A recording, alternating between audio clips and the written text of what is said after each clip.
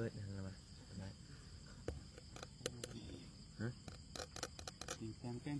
งเลยจริงปลุกกระเจ้าจะมาที่ดึกเดือนมันพักอารมณ์คนจะได้ว่าจะไปปลุกเขาตอน3 โมงได้มันมีนาฬิกาจ้ะฟังเสียงแป้งนะเดี๋ยวตีแป้งเลย ของกันหากันไปมืด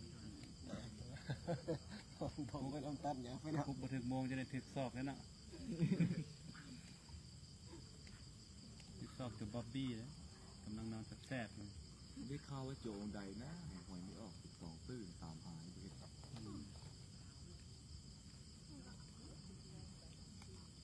ซึกหรือยังมาโจงนั่น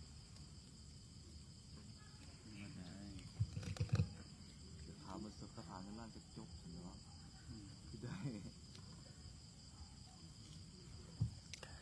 โอ้มันนี่กะ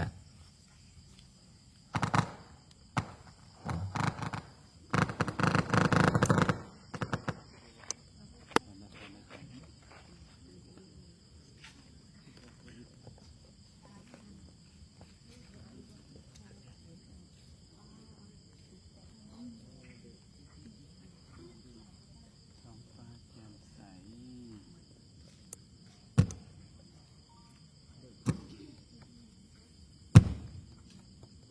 ย่นบ่นะ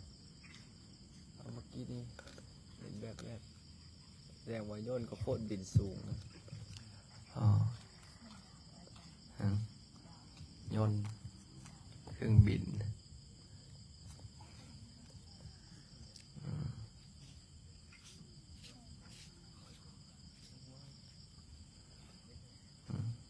บ่เบิ่งก็ได้เห็นว่าล่ะฮะ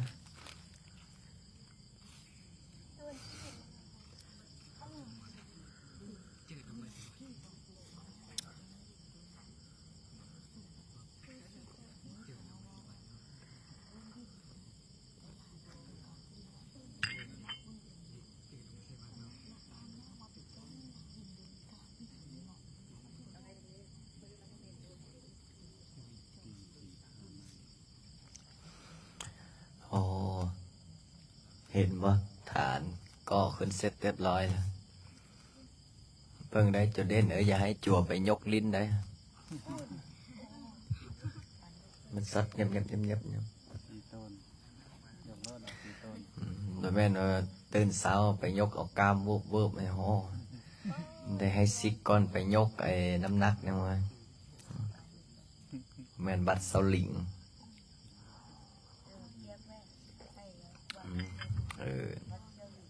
วัดเสาหลิงนะสลากับ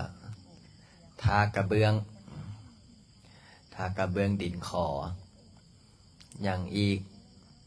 9,000 กว่าแผ่นอีกประมาณ200,000อีกประมาณ200,000 บาทจึงพอเมื่อนี้ก็เลยสั่งไปแล้วจะประดิษฐ์ประทัน เขาเอามาพิษ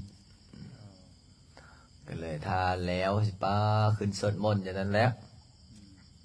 ขึ้นนั่งอะระหังสัมมาสัมพุทโธอย่างนั้นก็เอาธรรมะขึ้นได้แบบนี้เนี่ยเอาธรรมะตกตอนแรงมาปุ๊บคัดเอาไว้จั่วแต่ละองค์ขึ้นอ่านธรรมะจะเปียกันนะโมตัสสะภะคะวะโตอะระหะโตสัมมาสัมพุทธัสสะมาบวชอยู่วัดนี้3-4 เดือนแล้วบ่ทันได้กินมาม่าวันนี้เห็นไม่ออกนึ่งเอาไว้มาถวายหมดแล้วบ่ได้กินยังปะตอนเช้าในครัวก็ได้เฮ็ดในสันยังปะสาวต้มกะละลี่เนาะสันต้มมาม่าสันต้มกะละลี่ข้าวปงข้าวเปียกไปห้องท้อง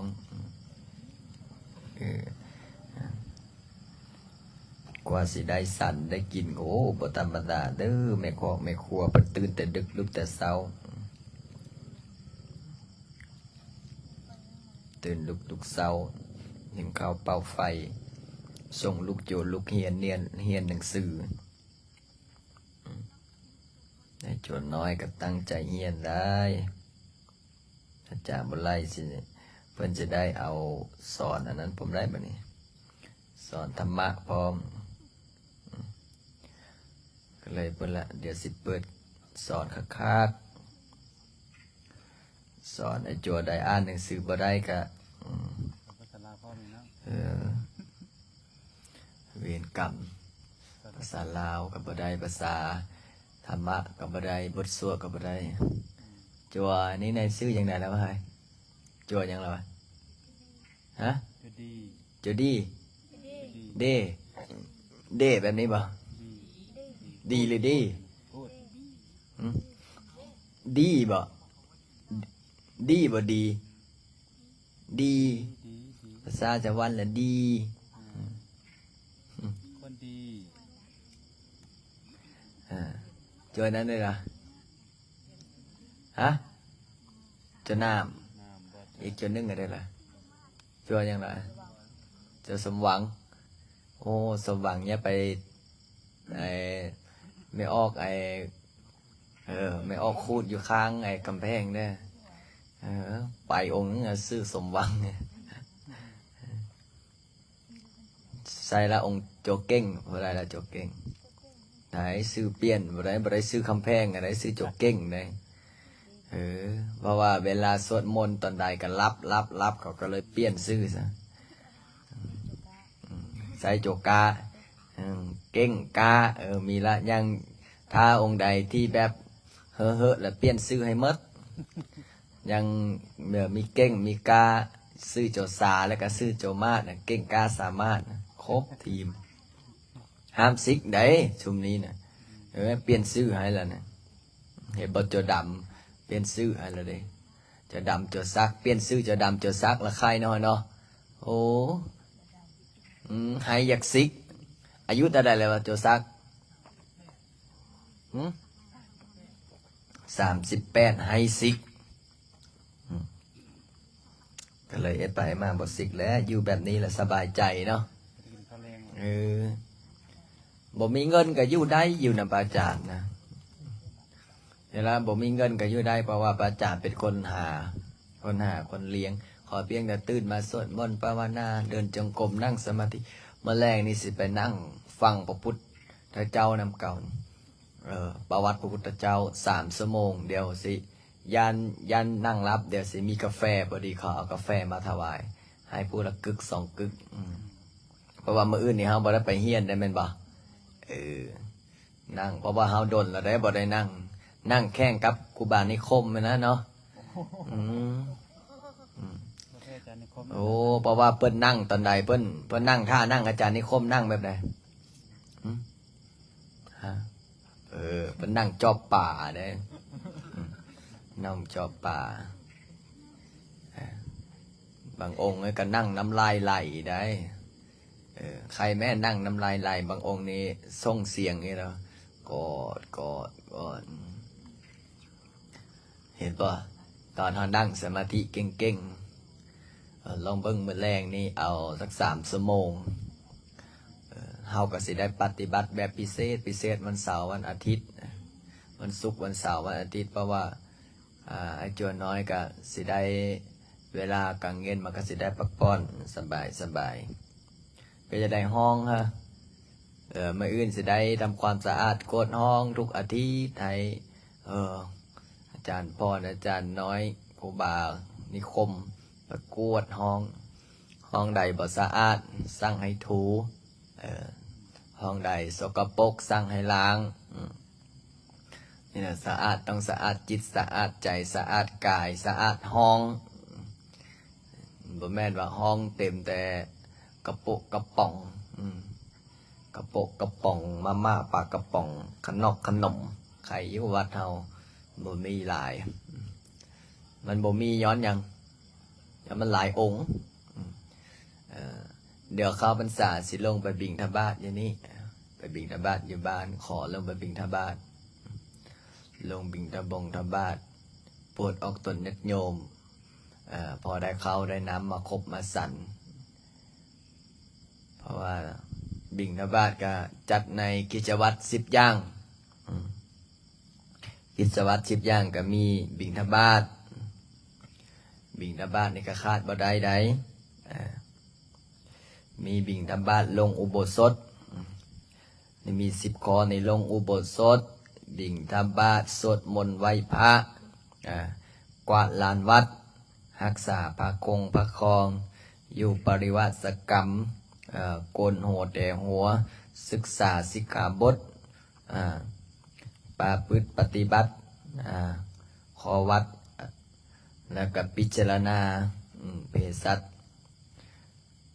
จนน้อยเฮาก็ได้สิได้เฮียนไปเรื่อยๆล่ะพอบ่เฮียนก็บ่ได้คู่มือนี่โอ้บ่ออกไม่ออกเพิ่นเก่งกว่าพระเก่งกว่าโยมแล้วได้เก่งกว่าพระเก่งกว่าคนธรรมดาเพราะว่าหยังเขาเฮียนเขาเจ้าเฮียนแต่เก่งสำใดกันแล้วแต่คู่มือนี่นะคนเฮานะถ้าบ่ตั้งสติแต่นี่นะขาดสติอยู่ปานใดบางคนเนาะอดบ่ลนทนบ่ไหวออกมาด่ากันใน Facebook พระนำกันนี่ก็ออกมาด่ากันนะเห็นบ่อยู่อันนั้นอยู่ทางฝั่งพุ่นออกมาด่ากันนี่แหละต้องขอบมกขอบใจคณะสงฆ์ครูบาอาจารย์เพิ่นออกกฎมาให้พระสงฆ์สามเณรเวลาลงเฟซก็ต้องสั่งรวมต้องได้สั่งรวมได้บ่แม่นว่าเต้นดอกเต้นต้องคือเมื่อก่อนเห็นคลิปจัวหนึ่งยอกกันเอามดส้มกับมดส้มไล่กัดกันก็เอาลงเฟซมันก็บ่แม่นแล้วโลกวัฏฏะเห็นจัวน้อยไปใส่เบ็ดก็เอาลงเฟซก็เลยพาผู้ใหญ่เพิ่นเห็นมันก็ได้ออกกฎมาบางทีเนาะก็คือว่าในโลกมันเปลี่ยนไปคู่มือนี้ถ้าบ่ควบบ่คุมมันก็อันตรายอย่างพระอาจารย์ก็คณะพระอาจารย์ก็ยังได้ปรับได้เปลี่ยนได้เพราะว่ากฎนะแต่ก่อนพระอาจารย์ว่าเอาเด้อถึงคิวคุณโยมนะพระอาจารย์ก็บอกว่าเด้อเพราะว่าก็ต้องได้ปรับได้เปลี่ยนได้เพราะว่าถ้าบ่ปรับบ่เปลี่ยนนี่โอ้ก็อยู่ยากแล้วทุกอย่างมันปรับมันเปลี่ยนได้หมดถ้าบ่ปรับบ่เปลี่ยนเห็นบ่ถ้าผู้ใดหัวแข็งนะเฮานี่พระอาจารย์ยังสอนนะเฮานี่ต้องเฮ็ดเปรียบเสมอเหมือนน้ำนี่เป็นจะไดอยู่ในดินก็อยู่ได้แม่นบ่อยู่ในทรายก็อยู่ได้อยู่ตามต้นไม้ก็อยู่ได้อยู่ไหอยู่ถังอยู่บ่อนมีอากาศบ่มีอากาศก็อยู่ได้เฮาก็ต้องปรับต้องเปลี่ยนนั่นแหละน้ำเฮาต้องเฮ็ดตัวคือน้ำไหลไปได้ทุกบ่อนขนาดบ่มีหูมันก็ยังไหลได้แม่นบ่เฮาก็ต้องปรับคือเขาเจ้าว่าจะได้เขาเมืองตะลิ้วต้องลิ้วตาตามเขาเมืองตะลิ้วต้องลิ้วตาตามอยู่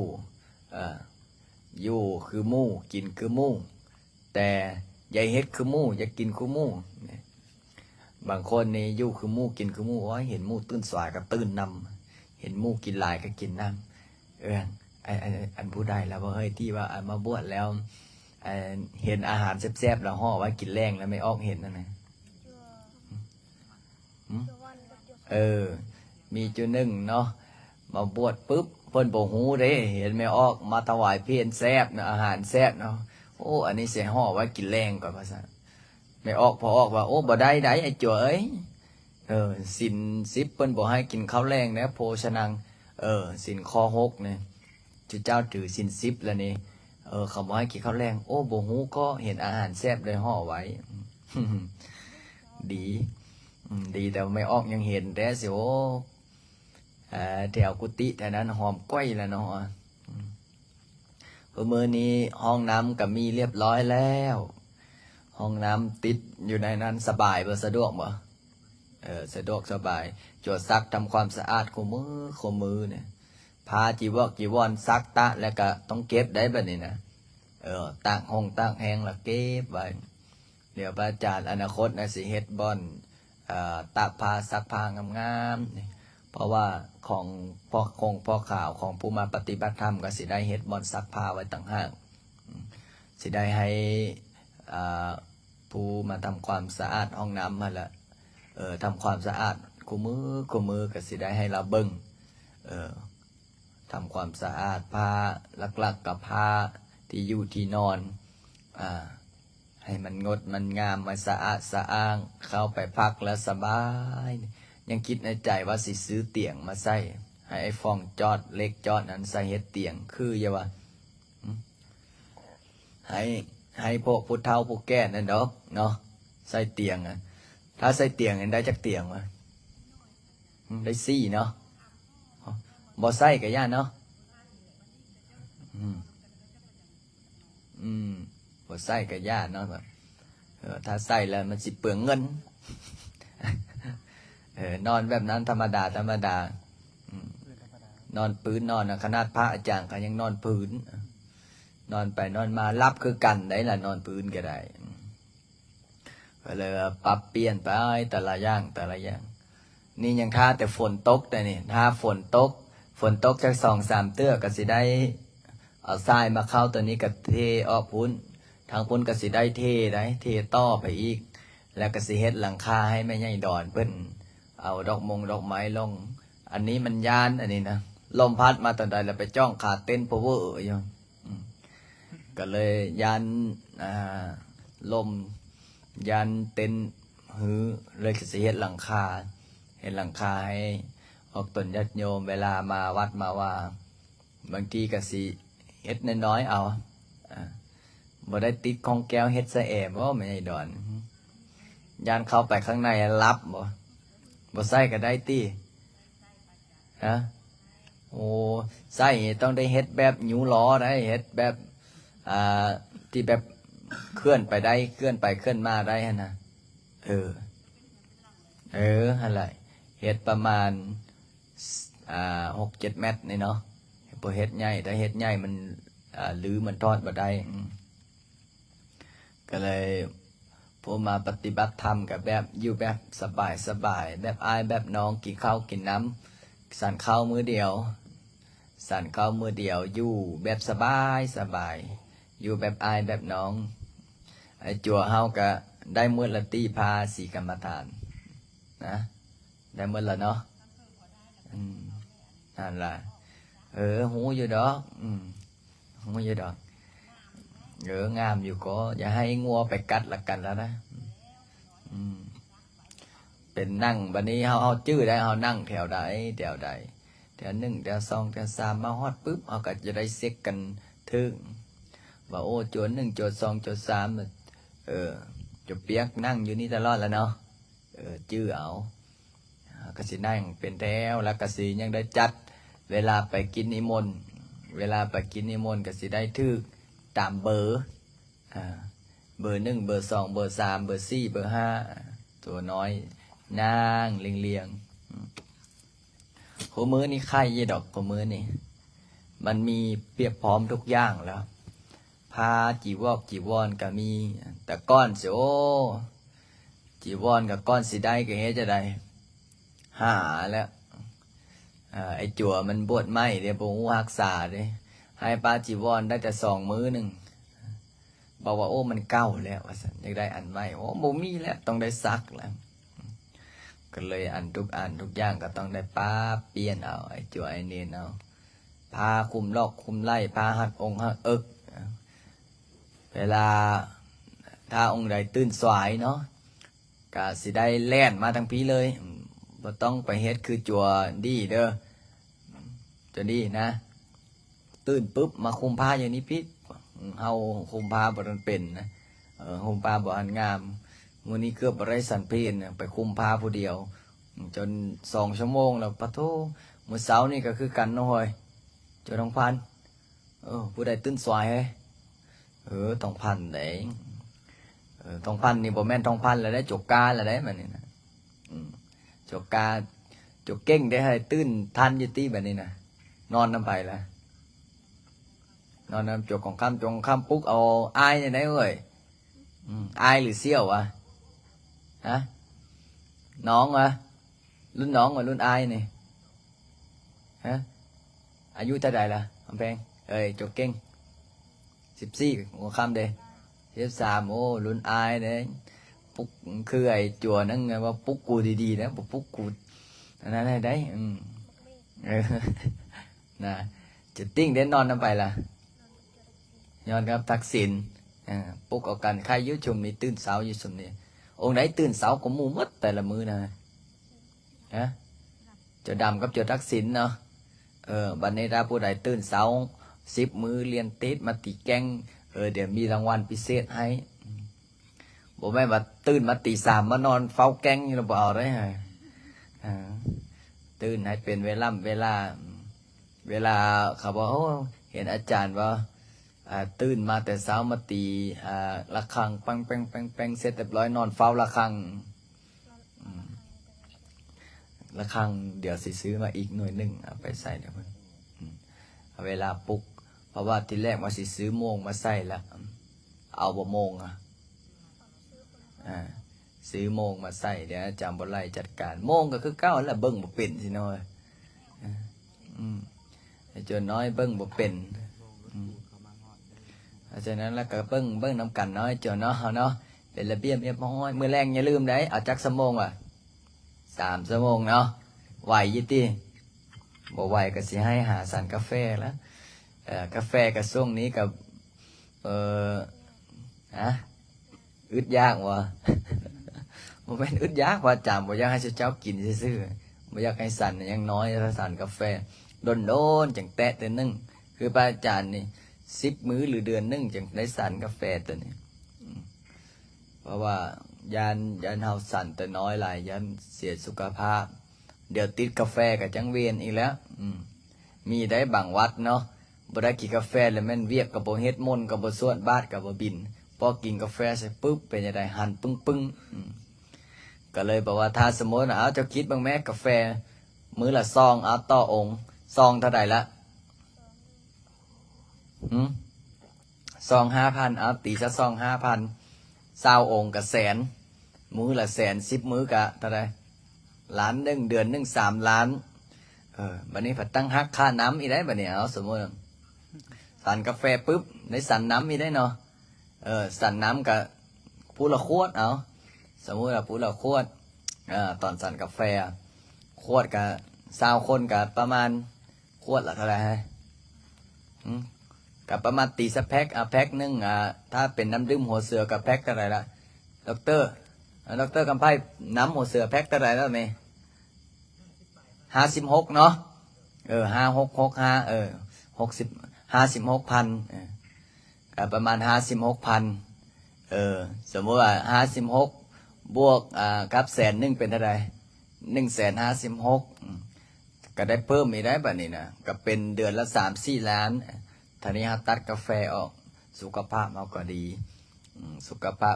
ถ้ามีเวลาจังค่อยสั่นอันนี้ก็ว่าเพื่อบ่แม่นประหยัดนะ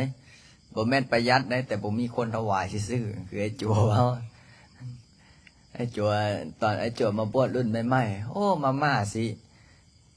บ่ยากล่ะเอาเป็นอย่างบ่ยากโอ้ช่วงนี้กินมาม่าตลอดพุ่นว่าพอยามบ่มีไปจะได้โป้ไม่ออกกับบ่มาถวายมาม่าเด้เนาะอาจารย์เนาะเจ้าเว้าบ่ยากสิเขาก็บ่ถวายแล้วอันใดก็ยากเฮาบ่เว้าเก็บไว้ก่อนโอ้มาม่าไม่ออกก็แซ่บอยู่ได้ยามอยากเข้าอันนี้ก็อันนี้เนาะไม่ออกมาถวายมาม่ามื้อใดก็มาถวายมาม่าช่วงนั้นเป็นช่วงสร้างวัดใหม่เด้เนาะพอไม่ออกก็บ่ฮู้ว่าเฮาวัดเฮาสั่นเจบ่หรือว่าสั่นนะวัดเฮาก็สั่นปกติธรรมดานี่แหละบ่ได้สั่นจอกสั่นเจหยังสั่นปกติธรรมดาเพราะฉะนั้นแล้วอย่าลืมได้ให้มื้อนี้นะจักชั่วโมงฟังประวัติพระพุทธเจ้าจนจบมื้อนี้นะก็สิได้ไปยืมลำโพงจากห้องอาจารย์บ่ไล่ลำโพงเฮาอยู่ไสล่ะลำโพงน้อยเฮาศาลาใหญ่เอามาเปิดฟังธรรมะแล้วก็นั่งสมาธิเฮ็ดจิตเฮ็ดใจให้สงบเฮ็ดจิตเฮ็ดใจให้สบายดีได้วัดเฮาเนี่ยตกตอนแรกมาได้สวดมนต์ได้ฟังธรรมะได้เรียนหนังสือได้อยู่กับครูบาอาจารย์อันนี้ก็คือวัดบางวัดเนาะตกตอนแรกมาให้เป็นอะไรเสียงปืนดังจิ้วเสียงดาบไหนเสียงปืนเสียงดาบแม่นเสียงยังไงโอ้ขอลิ้นเกมแหละดีแต่วัดเฮาบุมโทรศัพท์ก็ยึดนะยึดยังมีอยู่บ่จั่วน้อยเฮาหมดแล้วเนาะถามไอ้จั่วบางองค์ไอ้จั่วอยากลิ้นโทรศัพท์ โอ้คือใจจะขาดเนี่ยป่านนั้นบุตรีเพิ่นมาบวชแรกๆนี่คือจวนนึงอันที่อยู่อันแต่อันนั้นบอกว่าให้ขน้อยลิ้นโทรศัพท์ไหมขน้อยจึงบวชพระอาจารย์ก็เลยบอกโอ้บ่ได้แล้วก็ขออภัยนำเด้อลิ้นบ่ได้ให้เป็นระเบียบแต่ละองค์แต่ละพอเป็นระเบียบแล้วจบงามบ่จบงามตื่นเช้าสวดมนต์สั่นเข้าไปห้องเฮียนหนังซอกหนังสือยังจักจั่วบ่ทันได้เสียงยังหลายนะเสียงมื้อวันที่เท่าไหร่วันจันทร์นี่เนาะโอ้เอาคักๆได้เฮ้ยอย่าไปเฮียนซ้ำห้องเก้าได้คือไอ้ในตลกนำคนไทยวะหนูเรียนป.ไหนล่ะอ๋อเรียนป.2เรียนมากี่ปีแล้วผมเก่งนะทำไมถึงเก่งอาจารย์ให้ผมเรียนตั้ง6 ปีแล้วเปิ้นว่าเฮียนป.2ในเฮียน6 ปีแล้วอาจารย์เปิ้นว่าเก่งเลยบ่ให้ขึ้นแต่5เริ่มบ่ได้สิอ่านหนังสือบ่ได้บ่ตั้งกับจั่วจะดีเนาะเฮียนป.ใดแล้วจะดีป.2เซ็งแล้วบ่ล่ะอ่านหนึ่งกอไก่ได้หรือยังฮะได้วะสมพ่อแล้วเขาทิมหนังสือให้เอาหนังสือให้กันบ่เอาก็ได้เป็นยังอ่านบ่ได้คือเก่านะเดี๋ยวสวดมนต์เนาะเตรียม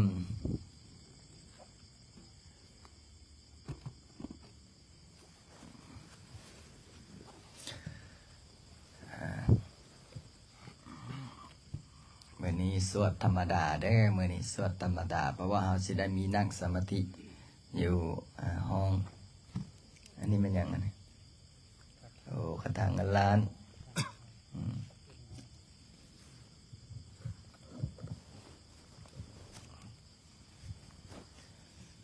เตรียมพร้อมอะระหังสัมมาสัมพุทโธภะคะวาพุทธังภะคะวันตังอภิวาเทมิสวากขาโตภะคะวะตาธัมโม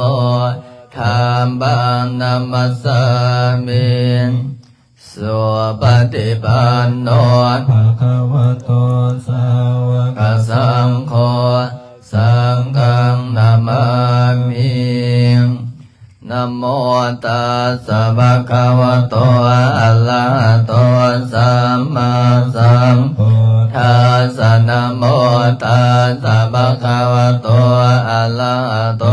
สัมมาสัมพุทธัสสะนะโมตัสสะภะคะวะโตอะระหะโตสัมมาสัมพุทธัสสะพุทธังสรณังคัจฉามิธัมมังสรณังคัจฉามิสังฆังสรณังคัจฉามิตุติยัมปิพุทธังสรณังคัจฉามิตุติยัมปิธัมมังสรณังคัจฉามิตุติยัมปิสังฆังสรณังคัจฉามิตติยัมปิพุทธังสรณังคัจฉามิตติยัมปิธัมมังสรณังคัจฉามิตติยัมปิสังฆังสรณังคัจฉามิปานติปาตาเวรมณีสิกขาปะทังสมาธิยามิอาทินาทานาเวรมณีสิกขาปะทังสมาธิยามิอาเมสเมสาจลาเวรมณีสิกขาปะทังสมาธิยามิโมสาวาทาเวรมณีสิกขาปะทังสมาธิยามิสุราเมรยมาสัพพมาทตานาเวรมณีสิกขาปะทังสมาธิยามิอิติปิโสภะคะวะอะระหังสัมมาสัมพุทโธเวชาจารณะสัมปันโนสุขโตโลกวิโตอนุนตโลบุริสธรรมสารติสันทา เทวมนุสานังพุทโธภะคะวะเตสวะคาโตภะคะวะตาธัมโม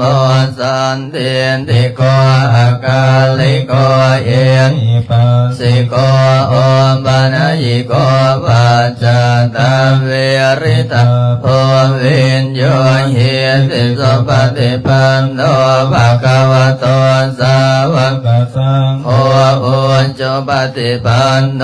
ภะคะวะโตสาวกสังโฆญาณปฏิปันโนภะคะวะโตสาวกสังโฆสามีจิปฏิปันโนภะคะวะโตสาวกสังโฆยติทันจัตตาริปุริสายุกานิอันตปุริสัมภุคลาเอสัพพะวะโตสาวกสังโฆอาหุนายโยปาหุนายโยทางกินายโยอัญชลีกรณิโยอนุตรังบุญยังเกตังโรกัสสติมหงสหัสสัมปิเนเบตัสสะสุตันดังกิเลเมฆาลังอุติตะโคลสัสเสนามาลังทานาติธรรมวิตินาสิตวามุนินโตตันเตสัสสะภวันตุเตสยมังคลานิมาลาติเลงกัมมปิโยสิตัสสะปะลาติงโครัมปนาลวะกัมมะกัมมะตาตยังคังคันเตสุตันตวิตินาสิตวามุนินโตตันเตสัสสะภวตุเตสยมังคลานินาลาคิเลงคัจวรังอนิอันตโพตันตาวายิจังกัมมัสเนวสุตาลุนันตังเมตังกุเสกวิตินาสิตวามุนินโดนันเตสัสสะภวตุเตชัยมังคลานิโนกาเตติพุสเกนะสุนันทหาตังพระมังวิสุทธิสุติเมติภกาปิดานังญาณคเตนะวิตินาสิตวามุนินโทตันเตสัสสะภวตุเตสยมังคลานิการตวานกาตบุตลังอิวกาปินิยาจินจายโตตวัจนังสนังกายมันเสสัมเตนะโสมวิตินาสิตวามโทตันเตสัสสะภวตุเตสยมังคลานิตาจังวิหายมติสันจักวาดเกตุงวันตาพิโรปิตมนังอันติอันดาภูตังปัญญาปเทียมปัสริโตสิตวามุนินโดตันเตสัสสะภวตุเตสยมังคลานิโตอาหตินันโดปนันดาภูสักขังวิปุถังมหิเตงปุเตนะเตสัมปุสังเกนะธัมมาปยันโตยินโตปเตสวิตินาสิตวามุนินโตตันเตสัสสะภวตุเตชยมังคลานิข้าทินเทปุสังเกนะสุตันทหาทังพระมังวิสุทธิสุติเมติปกาปิดานังญาณคเตนะวิตินาสิตวามุนินโตภวตุเตสยมังคลานิตาภิปุณตัสยมังคลาตาคาทายโยวาจันโนตินัตติเนสลเตมตันเตหิตวานันเนกวิวิธานิจุปาทวานิโมขังสุขังอธิกมัยยนโรสัพพัญโยนะโมเมพุทธเตสัสสะละตะ นัตยธรรมเนกาเตสัพสิเตปัสสิเทวานารายบาลเมโสลาสินติพระมาจะอินดาจะจตุโลกากามเบลกากาสมันตาปุตพังกันจะสัมปัจจายปัสสิเตภวันโตเตสยสยโตลานิโต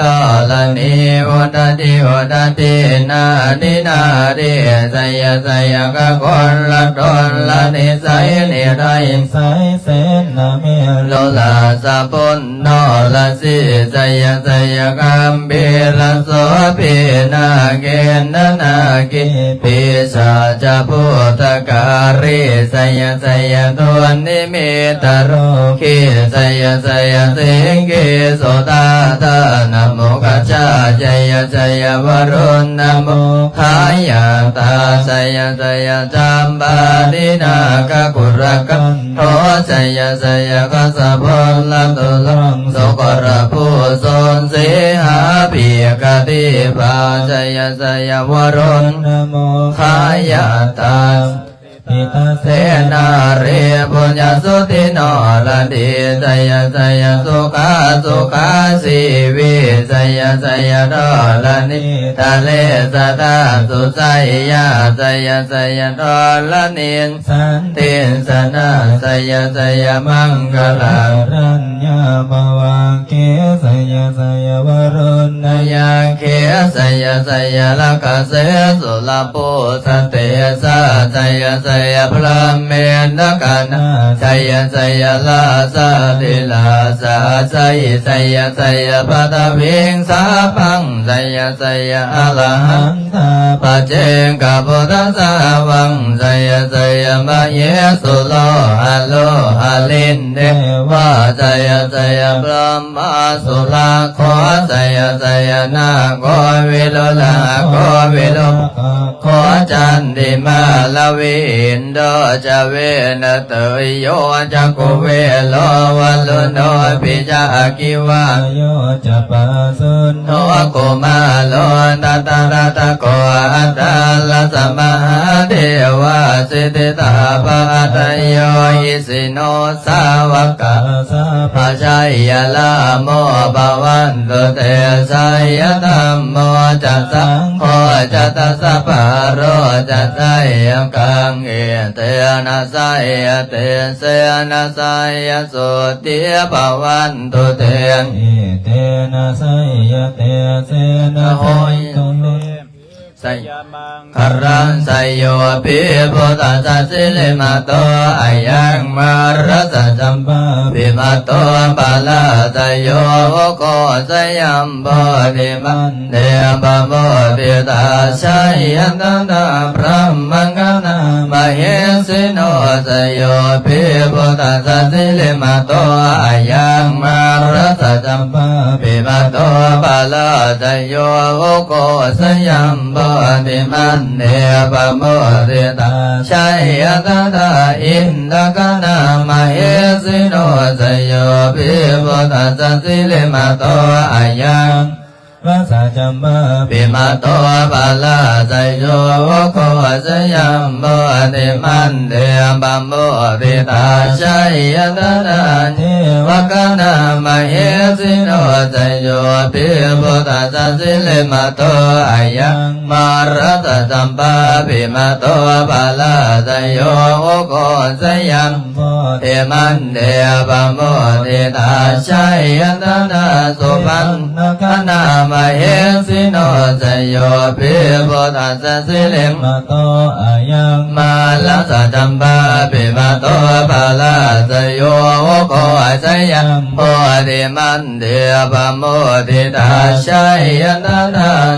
มกนามเหสิโนสยโยปิพุทธัสสะสิลิมาโตอายังมารัสจัมปะปิมาโตปาราตโยโกสยัมโพธิมันเดปะโมทิตาชัยยตถาสรัมมกนามเหสิโนสยันโตโพนิยามโมเลสังขยานันนันเทวานาโนเอวังตว วะวิสโยโอยิสยาสุสยามะหะเลอภรสิตาปัลลังเกเสเสมัตวิโภคเรอภิเสเกสะปะพุทธานังอังคัมปันโตปะโมทะเตสุนังคันตังสุมังกรังสุภาปะตังสุโหติตังสุขันโนสุมโหโตจัตุเยตังพรัมมจาลิสุปะทังกินังกายกรรมังวาจากรรมังปะทากินังปะทากินังมโนกรรมังปณิทิเตปะทากินาปะทากินานิกาตวันลปันดาเตปะทากิเนเตอัตรานาสุกิตาวิโดนะพุทธศาสเนอโรคาสุกิตาหุนนาสาสัพพิยาติเภสุนันโตปุนโตเยเทวาสมิงดาเนอริกาโยกาจาราหุนโตสุกิตาหุนโตสัพพะราคันโตสัพพะสัตตานาราคันโตสินาสาสนังยาคาจิปารวันเตสังสาเพโพเลนโตมโนลัตตาโยตาการเรปวันสันโตวันสังวันสาวลังโรคาจุปัตตาวาเตสังนิวาเรนโตจะสัพพะกายาสุขังจิตติสุขังอรหันโตยาตาลังสัมปจิสามินาสันสิโมปมัจจมาเทวาสัพเพยะข้าพระยันติพมมาจมาเทวาปิลาปาภวันโตเมมาปุญโยมาลังภวันโตเมมิเตปะโอวันเตพุทธมาหุนโมพุทธายาวิลานาโยวิลโกนายังวิลาอิงสาวิลาทัสสิวิลาทัสสะกราอิริโยปุระสัมมานิมามาพุทธัสสะสวะโหมสัมปติสามิเพ่งเพ่งมาภาเลือเรือสัมปจิสามินาสันสิโมปมาจมาเทวาสัพเพยัคฆารายันติพมมาจมาเทวาเพียงมาภวันตุเมมหาปุญโญมหาราโภภวันตุเมมิเตปะโอวันติพุทธมาหุนโมปรายาวิลาตาโยวิลโกนายังวิราอิงสาวิลาตาสิวิลาตาสากราอิติโยปุระสัมมานิมามาปุระสัสวะโหนสัมปติสามิเพ่งเพ่งมาภา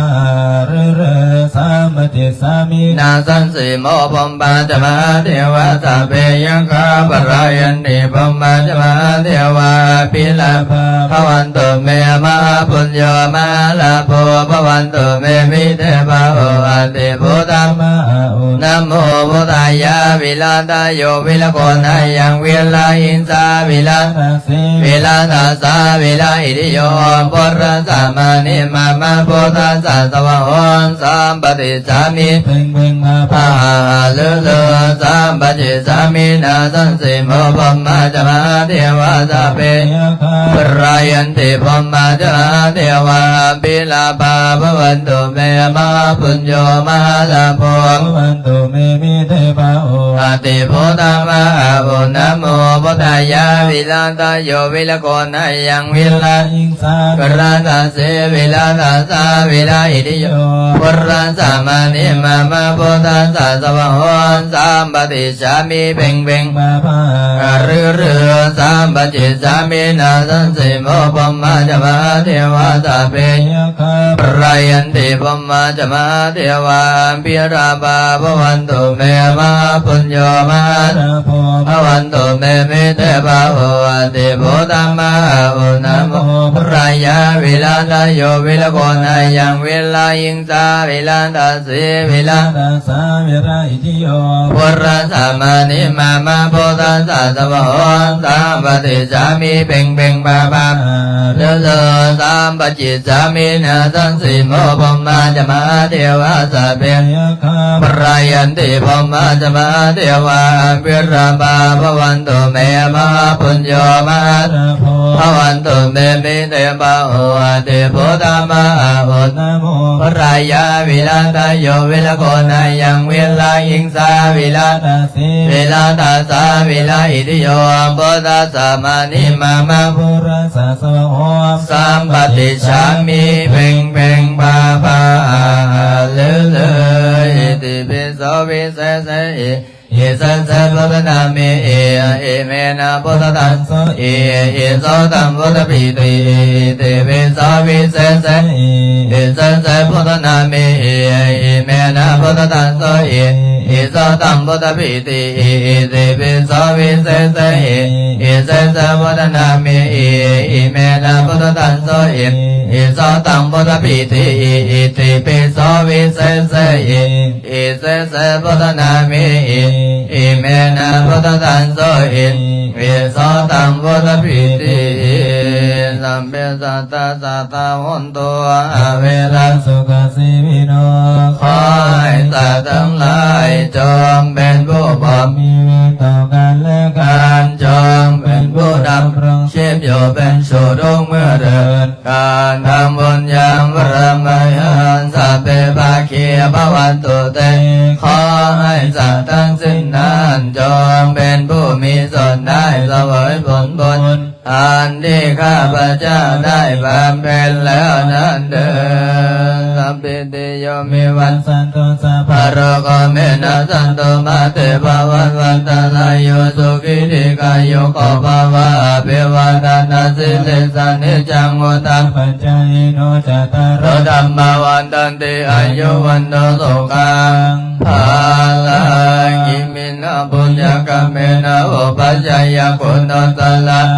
เรโยภะการะจัมมาตาเปตาจายตะกะเปยมามัสเลโยจันเตมัลลาสะคุณวันตันนารปิจาภมะมัลลจาอินทาจตุโรกะปาราชเทวตายโมเมตามโนสัสสะมัสสะตะเวลิกะเปจาสะเปสัตตะสุขิอนุตุปุญญานิปะกะตานิเมสุขันจติเวตันเตนโตเกปัมปะเปนะโพมะตังอิมินาภุยกะเมนะอิมินาโอริเสนะจังเกปะหังโสลเปเจวะสันโตปัฏฐานะเสดานังเยสันตานิหินาดัมมายวันนิพพานะโตมาวังนะสันโตสัพพะทะเยวายาสัสสะโตภเวอุสุจิตัสสะเตปัญญาสัลเลโกวรยามินามาระระปันโตโนกัสสังฆาตนจาวรเยสุเมโพตังวโรนาโตธัมโมนาโนวโรธัมโมนาโตปัจเจกโพโตจัสสังโฆนาโตตัรโรมะมะเตสุตตัมมานุภาเวนะมาโรกัสสระปันตุมาตุกัปปะตาจันนิตุขะพยาปะตาจันนิปยังสุขะปะตาจันนิสุขะวันตุสัพเพเปปานิโนเอตวัตตาจามเมสัพพะตังปุญญสัมปะทัสสะเพเทวะอนุโมทันตุเมตังกัลลุนะโมตุตะโวเปกันสัพเพสัตตาทุกิตาวันตุสัพเพสัตตาเวลาวันตุสัพเพสัตตาพยาปัสสะวันตุสัพเพสัตตานิกาวันตุสัพเพสัตตาสุขีอัตนาปริยรันตุสุขีสุขีวันนามิพันเตเตติยังสัพพังสัพพะทานามิสุปฏิติตังสัลลิลิกาตาตุมหังพุทธิโมตารุมปังสักการังสัสสะวัจจามนัสสะเจวะวันตาเมตตถาคเตสยันเนอาสาเนทาเนกมณิชาภิสัมปทาวันตามิปันเตสังฆปะราทังยมะตะเมปันเตมยากตังปุญญังสัมมินาอนุโมติลาปัสสัมมินาปะตังปุญญังมยังตถาปัสสันตุสันตุสันตุอนุโมทามิวันตามิปันเตงายกัมมังวจีกัมมังมโนกัมมังสัพพะพังพุทธังอาโหสิกายกัมมังวจีกัมมังมโนกัมมังสัพพะพังธัมมังอาโหสิกาย ายกรรมวจิกมโนกรรมสัพพะปังสังฆังอโหสิกายกรรมวจิกมโนกรรมสัพพะปังอิดามันดาโหสิกายกรรมวจิกรรมมโนกรรมสัพพะปังปะโพปัสสะจริยังอโหสิ